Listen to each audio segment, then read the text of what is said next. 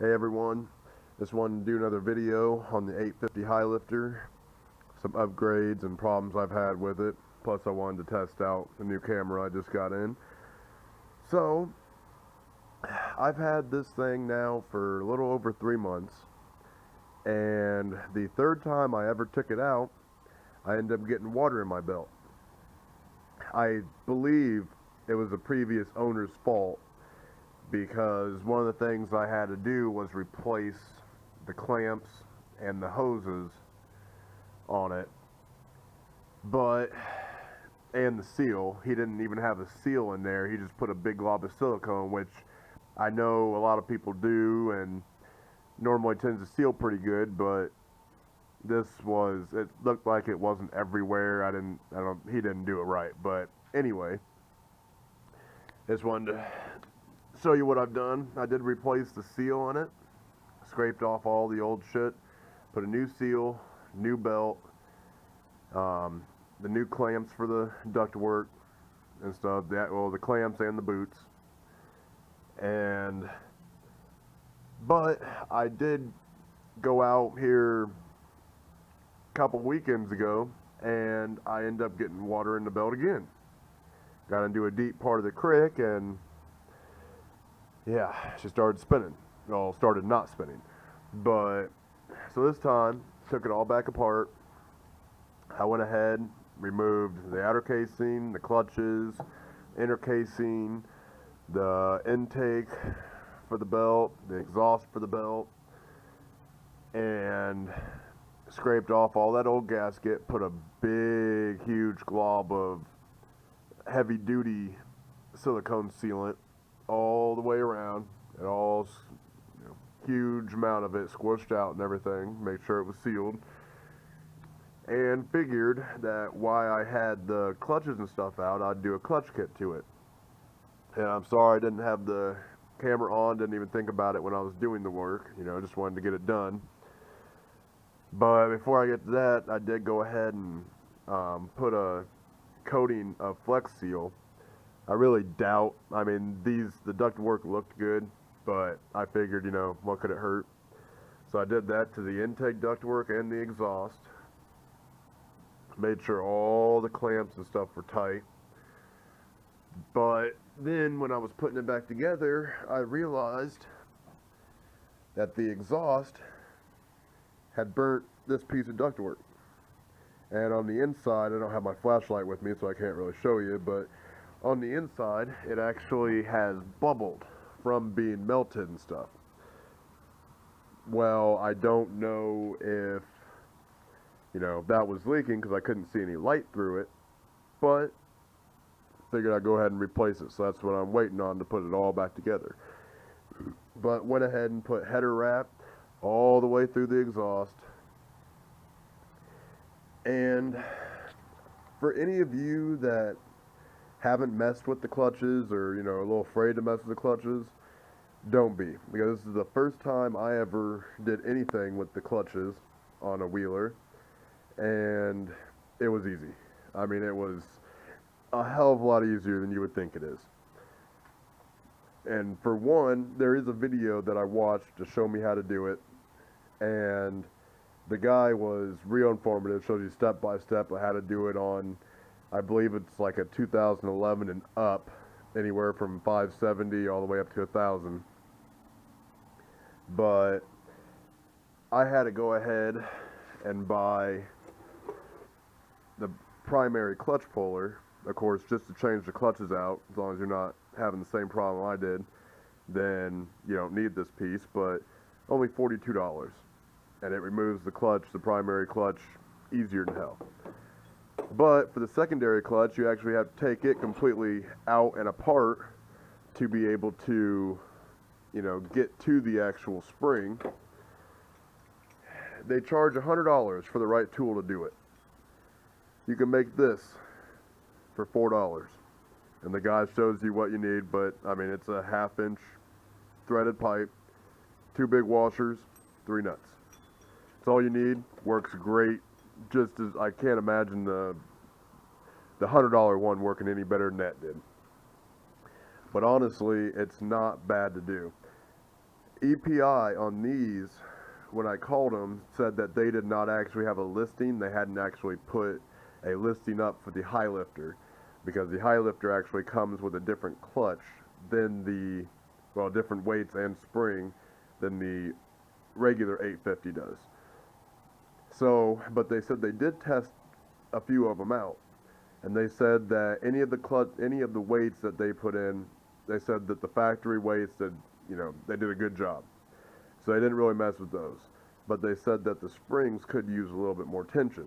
So, since I only had to get the springs, it was only like $55 from EPI to do the spring kit for this, which was pretty nice. And in terms of labor, probably, if I would have just been doing that, probably 45 minutes to an hour, and that is removing the whole back plastic, you know, the duct work, getting that casing off and the belt off. It's not hard, doesn't take long, worth doing. I haven't actually been able to get this thing out to really test it yet, but I did start it up here in the garage and went ahead and hit it to see what RPM it was going to kick in at, and it did it right around 2200 RPM. And when it gripped, it gripped. I mean, it even tripped the tires and stuff, just, you know, just that belt just engaging. So I'm really hoping that it'll help me out in terms of being able to do some wheelies and having the power and stuff to get through the mud. But so far then, I have my EJK programmer. I have my K&N filter, my big gun exhaust, and my EPI clutch kit. But I have ran into a problem with the big gun exhaust, because on one of my last videos down at Rough Corn, I got into a pretty deep mud pit, and it packed the spark arrestor full. So, you know, of course it got into the exhaust stuff, but it packed that spark arrestor full. Had to take that spark arrestor out, and it started blowing packing out of it like crazy. So the packing has been, you know, continuously coming out, and it's getting louder and louder and louder, which some people don't mind, but I don't want it, you know, obnoxiously loud. So I'm thinking about, you know, trying out a different pipe. I guess that's a problem with the big gun exhaust systems, is their packing doesn't last for shit. Once it's wet, it's done. But other than that, this thing, like I said, I think the belt problem, the water in the belt, was the previous owner's fault. I don't think it was, I mean, since he messed with it, it might have gotten water in the belt at some point, and that's why he tried to mess with it and stuff, but he did not do it correctly. So I don't know if that was actually his fault or the manufacturer's. Other than that, though, these 850s, I absolutely love them. These high lifters, I mean, plenty of power, a really surprisingly smooth ride for the tires and everything. But I can't say enough of the good things about this wheeler. Absolutely love it. I did get my new stickers in. There's a guy on Amazon, I'll try to find his link and post it in the description. He has a shit ton of fonts. I mean, hundreds of fonts that you can choose from.